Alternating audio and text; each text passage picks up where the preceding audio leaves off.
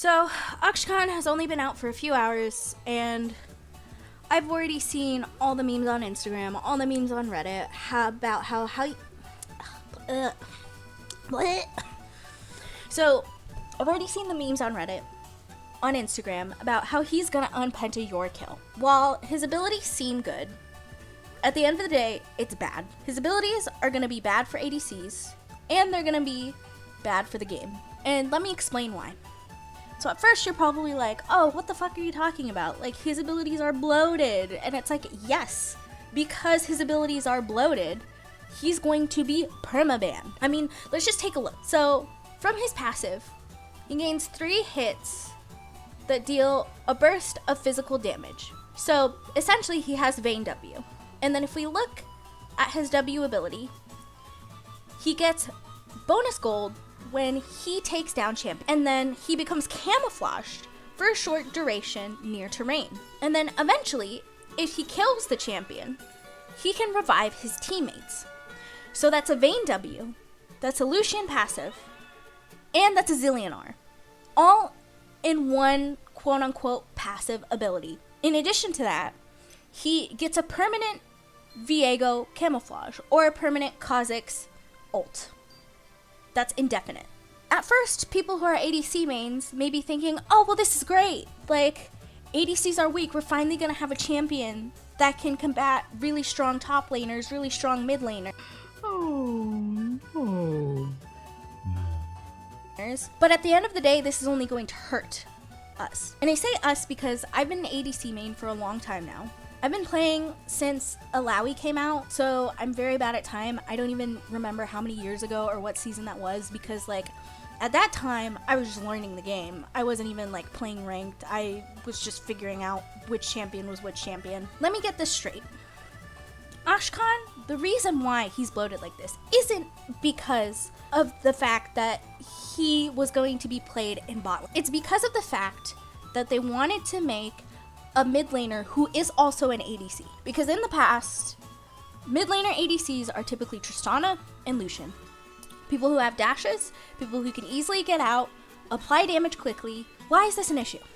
Well, first of all, in my experience, I'm Bronze 2, fluctuating between Bronze 1, at times Bronze 3 sometimes.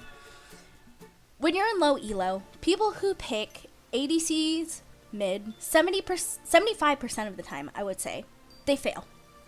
Because the thing is, mid lane and top lane are all about matchups. For instance, if the enemy picks Zed, as a mid laner, well, what am I gonna do? I'm gonna pick Malzahar. You know why? Because if Zed tries to dive me under turret, I'm going to Q him to silence him, and then I'm going to ult him under turret. And then he's going to die. Because that's how you counter his ult. It's kind of similar with Katarina too. If she starts ulting, I'm gonna ult her. And then that cancels out her ult.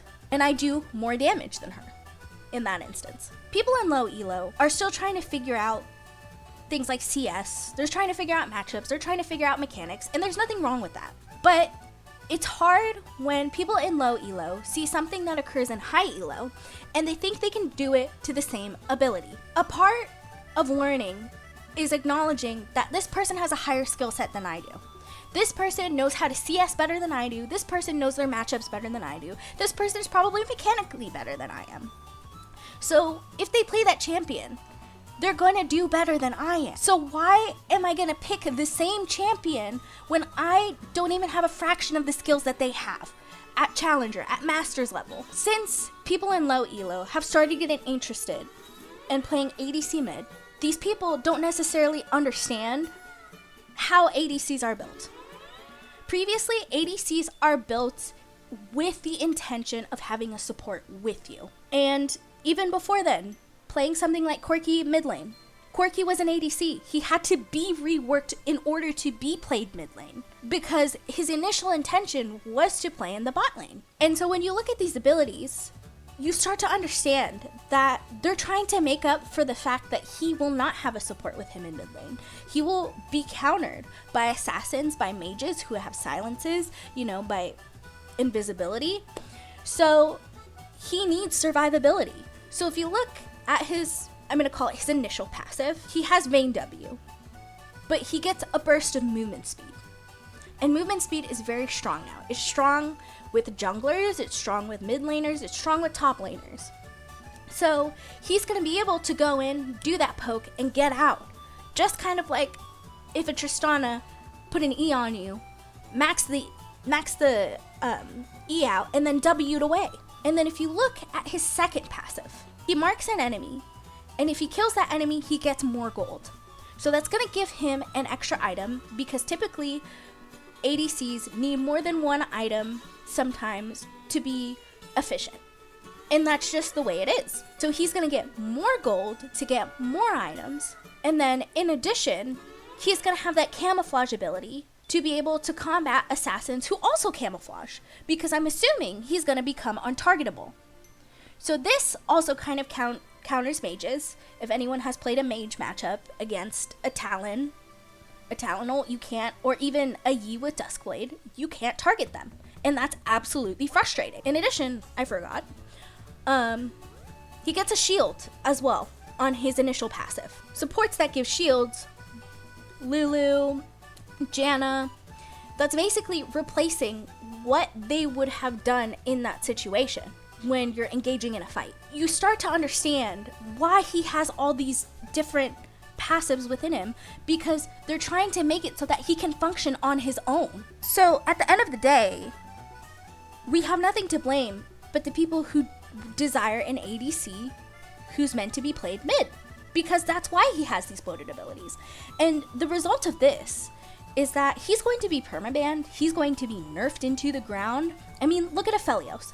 Aphelios came out and people were making such a big deal because he had so many abilities. But the thing is, his abilities took skill. You had to think about which weapon you were going to use in order to get the kill.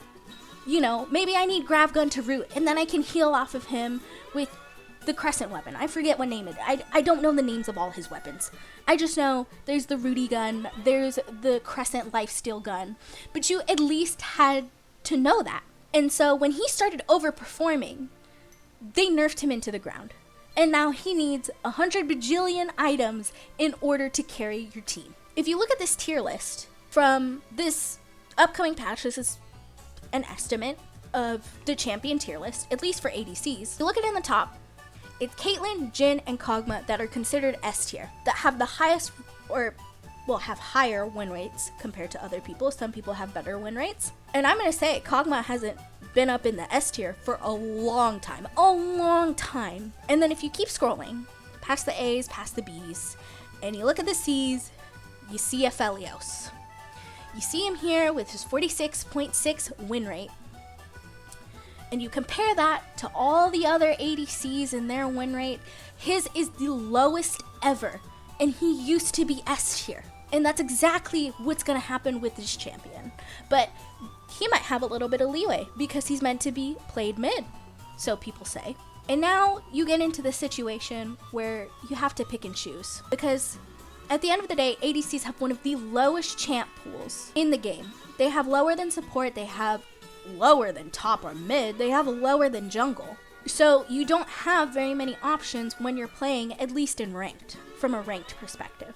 And then there's so much unpredictability because not only do you have to consider the matchup between the champion you pick and the other enemy ADC, but you have to consider what type of support you're going to be playing against as well. And then you have to consider who the jungler is, because if your jungler is good, he's going to prioritize Dragon, especially if it's Infernal or Ocean Soul. So there's so much unpredictability that you can never be sure whether or not you're going to win your lane. You have to factor in more than one person. If you're playing mid lane, yeah, you have to consider the jungle, but most of the time it's going to be a one-on-one fight. And you know what? We'll see. We'll see how well it goes. We'll see how he's going to fare, how his win rate is going to be when the patch actually hits eventually. He probably will be getting nerfed in that time, because even if you look at the comments on the Skin Spotlights videos, like, everybody is like, whoa, like, we should be allowed to ban 2 champions because this shit is ridiculous. And it is ridiculous. Because at first, the way you see it, his kit is bloated. But then as you analyze it, you realize, oh, that's because he needs to be able to survive and counter other mid laners. I'm not gonna lie, as somebody who plays low elo, you can't just play anything in any lane and have it work out. There are other things that you have to take into consideration, especially when you're playing ranked. You know, if your support is behind, if your jungler is behind, if you understand that your enemy can one-shot you, so you have to play passively to CS, to get more items, to get to your power spike. Those are the important things that you have to think about, at least when, quote-unquote, you're competing more competitively. And, you know, I've had experiences where people just lock in some random champion top because they think it's gonna work. And honey, let me tell you, the days of Ashe top are over compared to the other top laners that exist. They just have much stronger kits, and Ashe isn't meant to be played on her own. She is a stagnant hunter. She does not move. She does not have a dash. And the ones who do have a dash have been changed, except Lucian and Tristana. For example, Samira could have dashed to an ally before. When she first came out, people thought that ability was broken because she can dash in or she could dash out to safety. And they changed that. They nerfed that. So now she can only dash to enemies. So it's interesting to see how things will move on from here. I can't help but be worried for what this is going to mean for all the other ADCs. So anyway, that's all I had to say on this matter.